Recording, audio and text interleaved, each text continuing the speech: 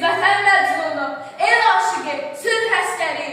Biz vətən naminə ölsək dirilərdən diriyik. Mənim öz ulduzuma bağrına basmış hilalım, dedi